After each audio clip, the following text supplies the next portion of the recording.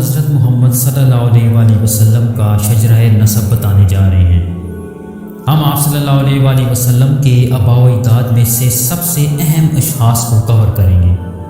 ہم پوری کوشش کریں گے کہ ایک مکمل اور جامع شجرہ آپ کے سامنے رکھا جائے، اور اگر کوئی کمی رہ بھی جائے تو ہم اللہ سے معافی کے طلبگار ہوں گے۔ ویورز، ہم وضاحت کرنے کے لیے مختلف قسم کے چارٹس کا استعمال کریں گے۔ حضرت محمد صلی اللہ علیہ وآلہ وسلم سن 571 عیسوی میں مکہ میں پیدا ہوئے۔ آپ کے والد حضرت عبداللہ اور والدہ حضرت آمنہ رضی اللہ تعالیٰ عنہ تھی۔ کہا جاتا ہے کہ شادی سے پہلے حضرت عبداللہ کی پیشانی پہ نور نظر آیا کرتا تھا، جو اس بات کی نشانی تھی کہ ان کی نسل میں ایک پیغمبر آنے والا ہے۔ یہی وجہ تھی کہ قریش کی بیشتر عورتیں ان سے شادی کرنا چاہتی تھیں، لیکن اللہ کے حکم سے ان کی شادی حضرت آمنہ سے ہوئی۔ آپ صلی اللہ علیہ وآلہ وسلم کے دادا حضرت عبد المطلب تھے۔ حضرت عبداللہ کے علاوہ ان کے 2 بیٹے اور بھی تھے، جن کے نام حضرت ابو طالب جو کہ حضرت علی کے والد تھے، اور حضرت عباس رضی اللہ تعالیٰ عنہ جن کے نام سے عباسی سلطنت منسلک ہے۔ حضرت عبد المطلب نے ابرہہ کے خلاف اعلان جنگ کیا تھا، جو کہ اپنی ہاتھیوں کی فوج کے ساتھ خانہ کعبہ کو ڈھانے آ رہا تھا۔ اس کے علاوہ زمزم کا کنواں جسے قبیلہ جرہم نے بند کر دیا تھا، حضرت عبد المطلب نے اللہ کی طرف سے خواب میں اشارہ ملنے پہ دوبارہ کھودا تھا۔ حضرت عبد المطلب سے پیچھے حضرت ہاشم آتے ہیں، جو آپ صلی اللہ علیہ وآلہ وسلم کے پردادا تھے۔ ان کا اصل نام عمرو تھا، اور بعد میں انہوں نے اپنا نام ہاشم رکھا تھا، جس کا مطلب ہوتا ہے بھوکوں کو کھانا کھلانے والا، اور اسی نام سے آپ صلی اللہ علیہ وآلہ وسلم کا خاندان بنو ہاشم کہلاتا ہے۔ خاندان بنو ہاشم عرب کے قبیلہ قریش سے تعلق رکھتے تھے۔ حضرت ہاشم سے اوپر حضرت عبد مناف آتے ہیں۔ حضرت عبد مناف کی اولاد میں سے عرب کے 3 بڑے خاندان بنو ہاشم، بنو امیہ اور بنو عباس تعلق رکھتے ہیں۔ مسلمانوں کے تیسرے خلیفہ حضرت عثمان رضی اللہ تعالیٰ عنہ بنو امیہ سے تعلق رکھتے تھے۔ اگر ہم حضرت عبد مناف سے 7 پشتیں پیچھے جائیں تو ہم حضرت فہر پہ آتے ہیں۔ کچھ مورخ یہ لکھتے ہیں کہ حضرت فہر کا نام قریش بھی تھا، یہی وجہ ہے کہ انہیں قبیلہ قریش کا جد امجد مانا جاتا ہے۔ حضرت فہر نے یمنی بادشاہ حمیر کے خلاف جنگ کی تھی، جو کہ خانہ کعبہ کو مکہ سے یمن منتقل کرنا چاہتا تھا۔ حضرت فہر سے 9 پشتے پیچھے جائیں تو حضرت عدنان آتے ہیں، جو کہ حضرت محمد صلی اللہ علیہ وآلہ وسلم کے آباء و اجداد میں بہت اہم مقام رکھتے ہیں۔ قریش کا پورا قبیلہ، جس میں تقریباً 10 خاندان تھے، روایتی طور پہ حضرت عدنان کی اولاد میں سے تھے۔ بنو عدنان اصل میں عرب نہ تھے، بلکہ 6 صدی عیسوی میں جب بابلیوں نے ان کا سابقہ علاقہ تباہ کر دیا تو انہیں جنوب کی طرف جزیرہ نما عرب میں دھکیل دیا۔ روایات کے مطابق عدنانی عرب حضرت ابراہیم علیہ السلام کے بڑے بیٹے حضرت اسماعیل علیہ السلام کی اولاد تھے، جبکہ یہود حضرت ابراہیم علیہ السلام کے چھوٹے بیٹے حضرت اسحاق علیہ السلام کی نسل میں سے ہیں۔ یہی وجہ ہے کہ اسلام، یہود اور عیسائیت کو ابراہیمی مذہب بھی کہا جاتا ہے۔ حضرت اسماعیل علیہ السلام کی ماں حضرت ہاجرہ تھی، جن کا تعلق مصر سے تھا، جبکہ حضرت اسحاق علیہ السلام کی ماں حضرت سارہ تھی، جن کا تعلق میسوپوٹامیہ سے تھا۔ جیسا کہ آپ چارٹ پہ دیکھ سکتے ہیں کہ حضرت عدنان سے حضرت اسماعیل تک 39 پشتیں بنتی ہیں۔ حضرت اسماعیل سے پیچھے ان کے والد حضرت ابراہیم علیہ السلام آتے ہیں۔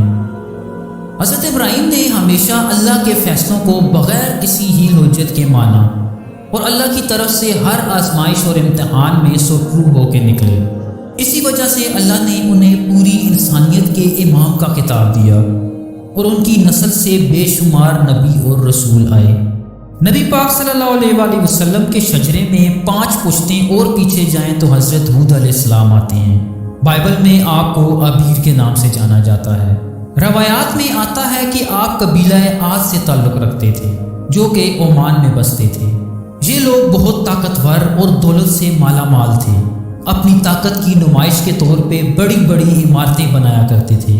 چونکہ یہ لوگ غرور و تکبر اور شرک میں مبتلا ہو چکے تھے، اور انہوں نے حضرت ہود علیہ السلام کی بات ماننے سے مکمل طور پہ انکار کر دیا تھا، تو اللہ نے اس قوم کو ایک بہت بڑے طوفان کے ذریعے فنا کر دیا۔ حضرت ہود سے 3 پشتیں پیچھے حضرت نوح علیہ السلام آتے ہیں۔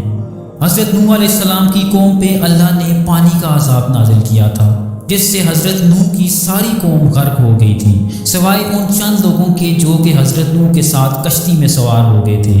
انسانی نسل حضرت نوح علیہ السلام کے 3 بیٹوں سام، حام اور یافیت سے چلی، جو کہ حضرت نوح کی کشتی میں سوار ہو گئے تھے، اور ان کا چوتھا بیٹا اور بیوی پانی میں ڈوب کے ہلاک ہو گئے تھے۔ اسی وجہ سے حضرت نوح علیہ السلام کو آدم ثانی بھی کہا جاتا ہے، کیونکہ حضرت نوح علیہ السلام کے دور کے بعد ایک طرح سے انسانی نسل کا دوبارہ سے جنم ہوا۔ حضرت نوح علیہ السلام سے 2 پشتیں پیچھے حضرت ادریس علیہ السلام آتے ہیں، جنہیں بائبل میں ہنوک کے نام سے جانا جاتا ہے۔ وہ حضرت نوح علیہ السلام کے پردادا بھی تھے۔ حضرت ادریس علیہ السلام سے 5 پشتیں پیچھے حضرت آدم علیہ السلام آتے ہیں، جو کہ انسانی نسل کی بنیاد ہیں۔ حضرت آدم علیہ السلام کے 2 بیٹوں قابیل اور حابیل میں تفرقہ پیدا ہوا، جس وجہ سے قابیل نے اپنے چھوٹے بھائی حابیل کو قتل کر دیا۔ تو یوں انسانی نسل حضرت آدم کے تیسرے بیٹے حضرت شیث علیہ السلام سے چلتی ہے۔ حضرت آدم سے حضرت محمد صلی اللہ علیہ وآلہ وسلم تک تقریباً 82 نسلیں اور کم و بیش 30,000 سال بنتے ہیں۔